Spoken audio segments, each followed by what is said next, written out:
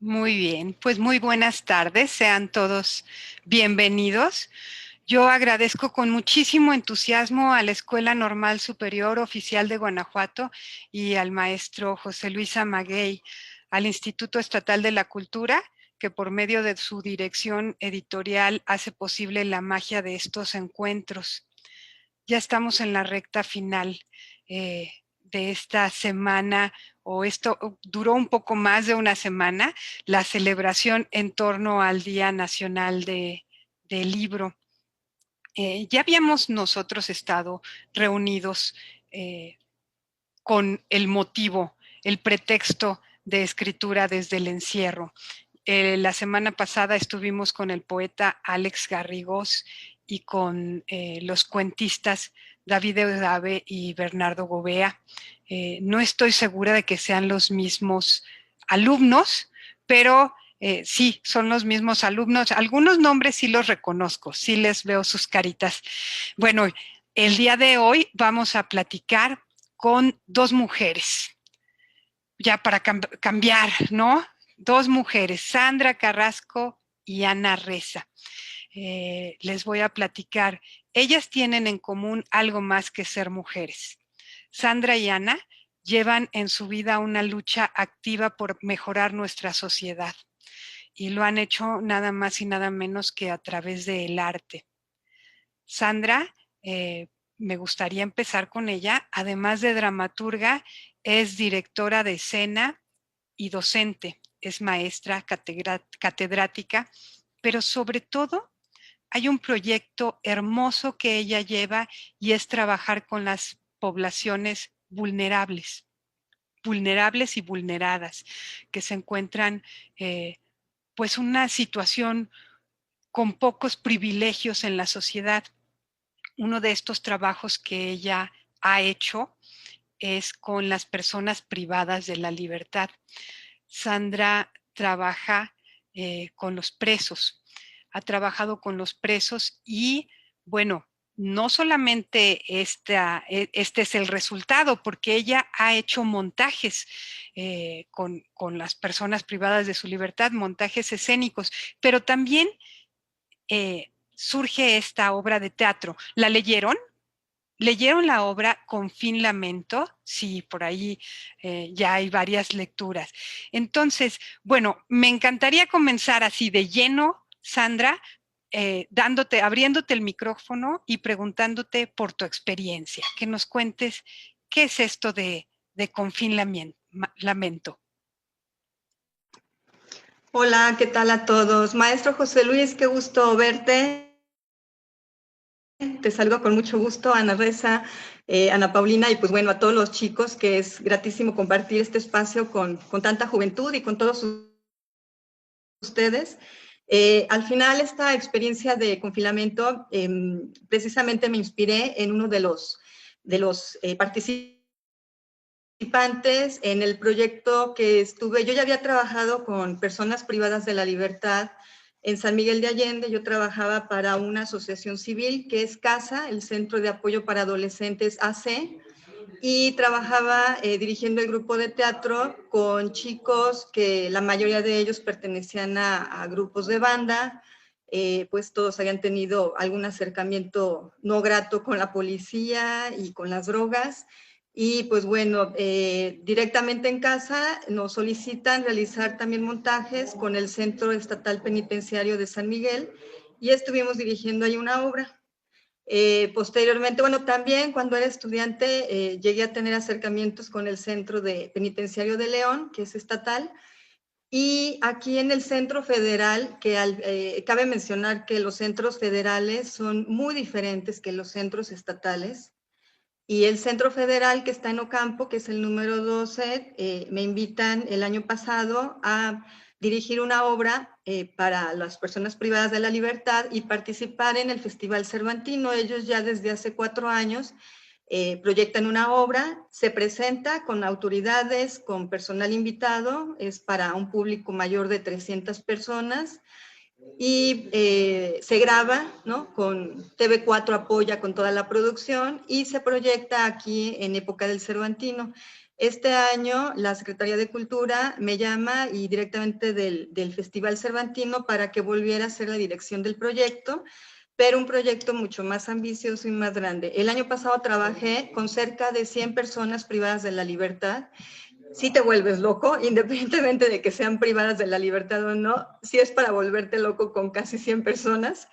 Y lo que tiene aquí de representativo es que trabajas con personas que al final traen muchas emociones contenidas.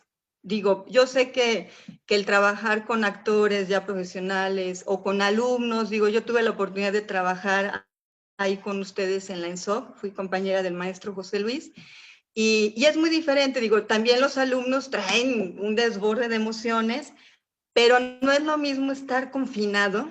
Digo, yo ahorita estamos confinados, y de cierta manera, voluntariamente a fuerzas, pero nadie nos tiene en un espacio de metro por metro, ¿no? Con paredes grises, sabiendo que no puede, o sea, estamos en nuestras casas placenteramente, o sea, tomando el tecito, lo que sea, ¿no?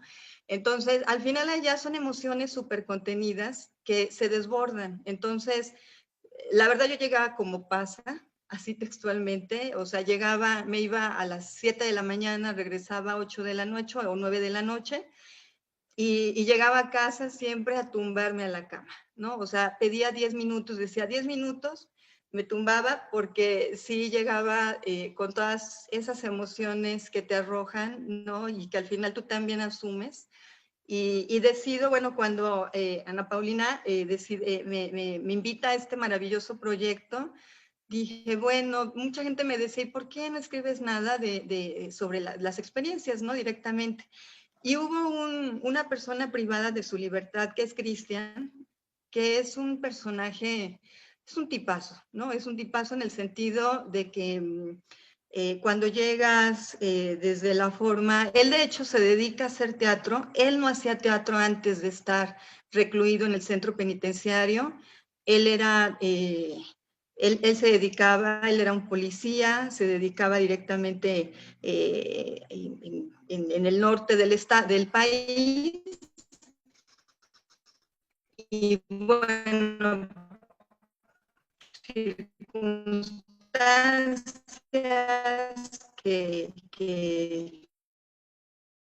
que ocurrieron comenzar cuando se les promueve, comienza a hacerlas con él y desde la forma en que utiliza el vocabulario, su lenguaje, utiliza ya un lenguaje artístico, que a mí la verdad digo, wow, ¿no? Es una maravilla. Y no solamente él, digo, al final él fue como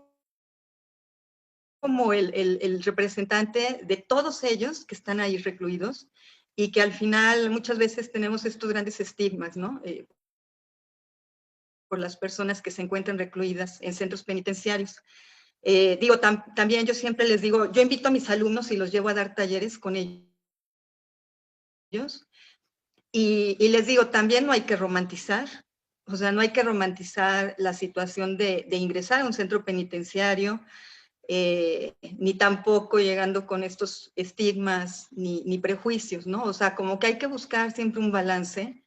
Y al final hablar de Cristian fue un trabajo para mí riquísimo. Digo, dentro del texto, lógicamente no es su vida tal cual. Digo, hay cuestiones ficticias, hay cuestiones que sí me apegué a lo que conocí de él, pero al final, digo, lo maravilloso fue el que me pude inspirar directamente en una persona como es Cristian, ¿no? Que quisiera yo que todos mis alumnos de actuación lo conocieran, porque creo que sí es un gran ejemplo, ¿no? Que se apasiona por el teatro y que escribe teatro, lee teatro, y no solamente teatro, lee novela, o sea, escribe, adapta, dirige, porque yo llegaba y les decía, yo iba 3 veces a la semana y les decía, a ver, de aquí a la siguiente semana monto esta escena, hacemos talleres, tallereamos en la mañana, después de comer me dedicaba a dirigir y le decía a Cristian, hay que hacer esto y esto y esto. Yo llegaba, si iba un lunes, llegaba el miércoles y el miércoles estaba todo tal cual como lo había solicitado, ¿no? Entonces, sí, para mí trabajar en un centro penitenciario a nivel federal sí ha sido muy grato porque hay todo un apoyo también de lo que son las autoridades, el trabajo de custodio, sobre todo el personal administrativo, ¿no? Entonces, eso permite que el trabajo se lleve. Y ojo, yo siempre quiero enfatizar, en este tipo de proyectos lo importante no necesariamente es el producto, no buscamos de ahí que salgan actores, sino que al final trabajen sus emociones, trabajen todo aquello que está contenido, y el teatro ha sido como un vínculo que a mí en lo personal me ha ayudado y que creo que a mucha gente, sobre todo en situaciones de grandes adversidades, pues también les llega a propiciar un gran espacio. Muchas gracias, Sandra. Mira, si no me equivoco, los muchachos que están ahora con nosotros van para maestros de español. Y yo he detectado en estos días que he estado con ellos que les gusta escribir y que varios de ellos quieren ser escritores, tienen el gusanito de escribir. Por ahí lo he visto. ¿Cómo ha sido tu proceso de escritura? Muy desordenado, la verdad. O sea, yo sé que existen estos mitos de que si García Márquez, que hasta se metía en un salón con cierta temperatura, se descalzaba, ponía una flor amarilla, etcétera, etcétera. Arthur Miller, ¿no? El gran cineasta, guionista y dramaturgo también del siglo XX, que también él escribía mucho y que después destrozaba todo y no era nada más prevalecía lo que montaba en sus obras, pero que el resto todo lo destruía, ¿no?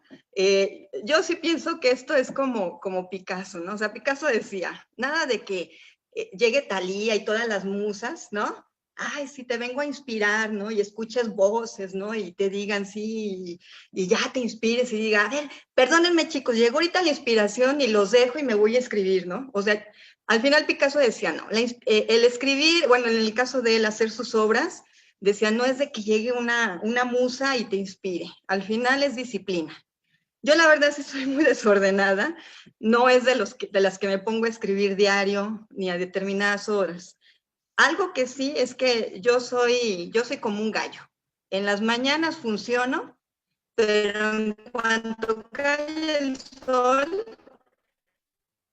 suelto el pico, o sea, me caigo. Entonces yo me tengo mañana, pero es cuando realmente estoy lúcida, ¿no? O menos loca, creo. Entonces estoy más cuerda y me permite como bajar ideas. Eso sí, sueño cosas. O sea, me quedo en la noche reflexionando sobre algún montaje. Este montaje no sabía cómo iniciar, ni siquiera qué escribir.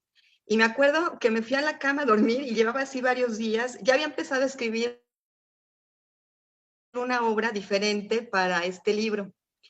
Y de repente tengo muchas obras empezadas. O sea, yo tengo una carpeta que dice obras en proceso.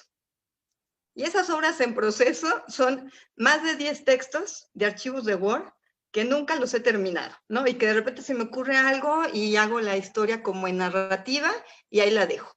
Entonces no soy así como tan ordenada en ese aspecto.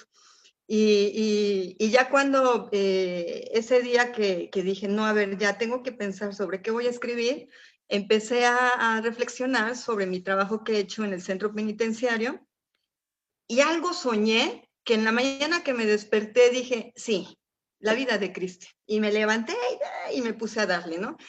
No fue de un día, duré varios días escribiendo la obra. Digo, aunque es una obra muy corta, o sea, también me llevó días. Digo, también ojalá fuera así un ser superdotado que a los 15 minutos escribía la obra completa, ¿no? Pero sí estoy desordenada, ¿no? Aparte tengo días en que me dedico todo el día a dar clase. Cuando me iba al centro penitenciario estoy todo el día allá, estoy con un proyecto de jornadas artísticas con la Universidad de Guanajuato que impulsé hace 2 años y realizamos trabajo con artistas y alumnos y profesores en algunas colonias o comunidades de aquí de la entidad o de la ciudad, y pues son días que no escribo, ¿no? Entonces, y bueno, y también yo creo que la gente tenemos que tener el ocio, practicar el ocio, ¿no? Y también es algo que promuevo mucho con mis alumnos, la práctica del ocio que se ha perdido tanto y que la palabra ya ha tenido otro significado, ¿no? ya lo asociamos a ser perezoso y no, pues el ocio al final es algo que nos alimenta y que es parte de nuestro desarrollo integral desde escuchar música, anteriormente los griegos, ¿no? O sea, el ocio era la música y era algo placentero y que te alimenta el alma, te alimenta tu desarrollo, tu persona como tal, ¿no? Entonces, sí, no es algo que practique día a día, pero cuando traigo algo, no lo suelto. O sea, ya cuando traigo, y usualmente logro desarrollar el final mucho antes que el inicio o el desarrollo. O sea, usualmente tengo ya la idea del final, no me cuesta trabajo el final, pero a veces sí construir el desarrollo. Pero así es la manera me conduzco directamente en la escritura, ¿no? Muchas Y gracias, Sandra. leer sobre todo. Leer sobre todo. Mira, si están de acuerdo, les presento a Ana, le preguntamos en qué consiste su trabajo y les doy a ustedes el micrófono para que ustedes sean los que pregunten. Entonces, Ana Reza aparece en la página legal, es una de las primeras páginas del libro y nada más dice por allí, cuidado de la edición, Ana Reza. Ella no es autora del libro, es cuidado de la edición. ¿Nos puedes platicar, Ana, en qué consiste tu trabajo y también cómo aprendiste a hacerlo? Hola, pues buenas tardes a todos. Primero, estoy muy feliz de estar aquí con ustedes. Pues cuidado de la edición significa que yo hago la corrección del texto.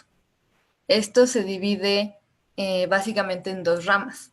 Una es el cuidado ortotipográfico y esto se trata de verificar que el texto se apegue a ciertas normas, que pueden ser tanto, bueno, más bien que son tanto normas impuestas por instituciones lingüísticas, por ejemplo, la Real Academia de la Lengua Española, y que son ortografía, puntuación, etcétera, y también normas que no están impuestas por instituciones, pero que sí requiere cierto apego a criterios, en este caso editoriales.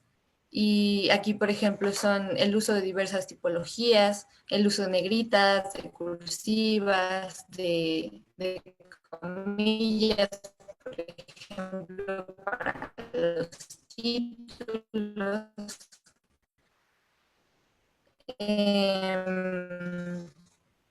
Y por otro lado, la otra rama es difícil, pero también verificar que el texto tenga fluidez, que sea fácil de leer, que tenga congruencia y que tenga cohesión. Y esto se hace a través de recursos de sintaxis, de gramática, se corrigen, por ejemplo, las palabras que son muy repetitivas, las muletillas, los vicios del lenguaje.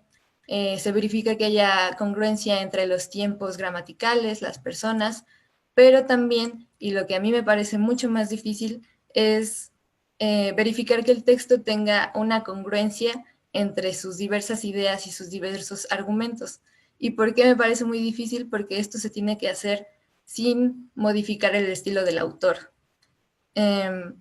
Y bueno, me preguntaba Ana Pau cómo fue que yo aprendí a hacer esto. Pues realmente yo no tengo ningún estudio en esto, en realidad yo estoy estudiando sociología y pues la sociología tiene un aspecto de estudio muy importante y muy fuerte acerca del lenguaje, pero pues es algo un poco diferente a esto. En realidad yo aprendí a pues escribir y a corregir textos, sobre todo mis propios textos, a través de una lectura que yo llamaría una lectura activa, en el sentido de que tiene que ser una lectura muy consciente. Pues yo he escuchado muchas veces y yo misma creo que uno aprende a escribir y por tanto a corregir textos imitando cómo escriben los demás. ¿Y por qué? En realidad, si a mí me preguntan, yo, o sea, si me piden que les diga reglas gramaticales o de sintaxis o ese tipo de cosas, pues la verdad es que a mí me sería muy difícil decírselas al pie de la letra, siendo muy honesta.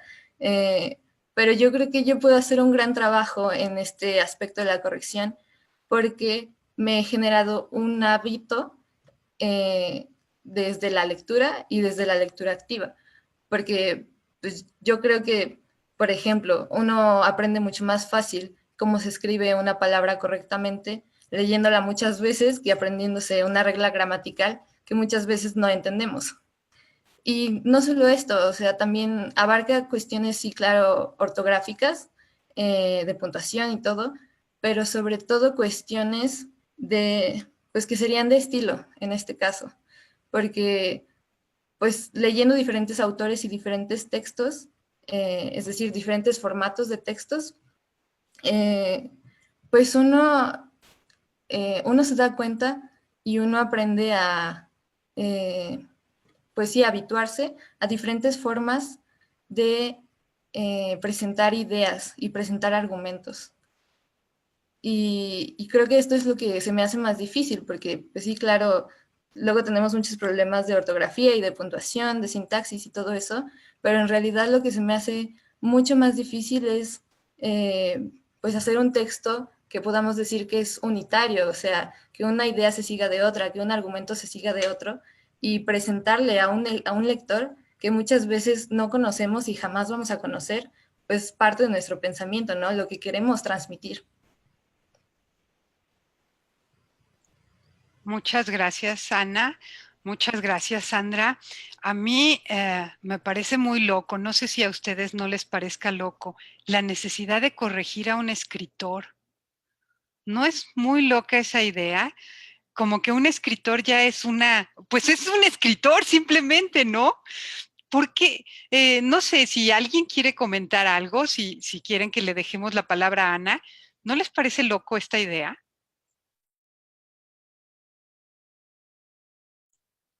A, a ver, Ana, por qué se necesita corregir a un escritor? ¿No sería un poco pasarse de modestia?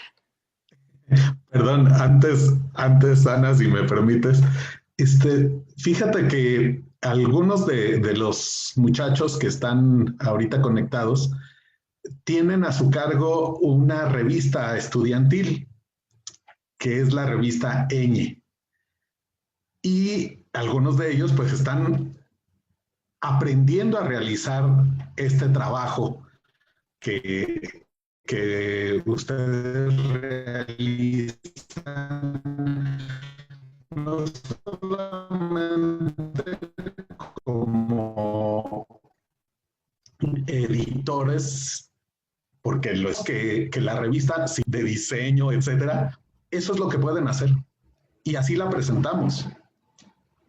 Claro, los orientamos, pero ellos se avientan. Y sobre la marcha, un poco sobre la marcha, así como comentaba Ana, van aprendiendo estas cosas. A lo mejor no tienen una clase específica de diseño o de corrección de estilo, claro que no, pero sin embargo sí empiezan a desarrollar estas habilidades que luego sirven en su trabajo como docentes, ¿no? Por supuesto, porque también tenemos que orientar a los estudiantes para que escriban cada vez mejor. Entonces, ahí van a tener unos autores que son sus próximos alumnos a los que hay que ayudar a corregir, ¿no? Y un poco para hacer el símil con el trabajo de Ana y que los muchachos también vayan viendo cómo sí hay puntos de conexión entre el trabajo, incluso el que hace Sandra y el que hace Ana, con esto que ellos están aprendiendo a hacer. Perdón, Ana, ¿eh? Al contrario, gracias. No, no, está súper bien. Pues realmente yo pienso que esto de pensar que un artista o un escritor en este caso, porque estamos hablando de textos, pues es un individuo que como que a través de un proceso produce una obra de arte, pues a mí se me hace, además de ingenua, pues un poco imposible. La verdad es que sí, claro, hay personas que son brillantes y todo, pero pues no es como que la creatividad les salga por los poros ni nada, ni que un texto, una vez que esté escrito, pues está escrito y se acabó, ¿no? Es un proceso, pues realmente me parece que es un proceso social, desde lo que contaba Sandra hace rato, de cómo pues ella sacó inspiración de una persona con la que estuvo trabajando y con la que trató. Es decir, siempre estamos recibiendo estímulos desde el proceso de creación, ¿no? Pero también en el proceso de, pues de edición de un texto, la verdad es que las cosas que corregimos en los textos son impresionantes y a veces son detalles muy chiquitos, pero que alteran completamente un texto. Es decir, pues hay un proceso colectivo de creación de un texto y de creación de una obra de arte. Y por ejemplo, ahorita que me dices, José Luis, de lo de la revista y pues este proceso, este ejercicio que no es esencialmente profesional, pero que sí va siendo una práctica, pues claro, en realidad yo muchas veces aprendí a empezar a hacer este trabajo corrigiendo mis propios textos y corrigiendo los textos de mis compañeros de escuela o textos escritos por gustos o cosas así, porque la verdad es que, pues, incluso si estudias una cosa, muchas veces terminas trabajando de otra cosa. Lo que más te da experiencia para esto es empezar a hacer las cosas a partir de hacer hábitos, a partir de hacer contactos en tu vida cotidiana, que si escribes un texto por gusto simplemente, pues no lo dejas ahí, o sea, le dices a alguien que lo lea, que te aconseje, este tipo de cosas, ¿no? En realidad yo creo que esto hay que desmitologizar un poco este personaje del artista o del escritor. En realidad, pues es un proceso en el que intervienen muchas personas y que no es de una vez y se acabó, o sea, requiere mucha, lo que decía Sandra, es no solo una disciplina, sino una práctica constante y también pues requiere la humildad de, pues tú no lo haces todo, tú llegas a hacer cosas porque muchas otras personas te ayudan porque están en ese proceso. Gracias, Ana. ¿Quieren preguntar algo? Aprovechen a Sandra. Sí, yo, Jimena. Sí, buenas tardes a todos. Y pues primero que nada agradecerle a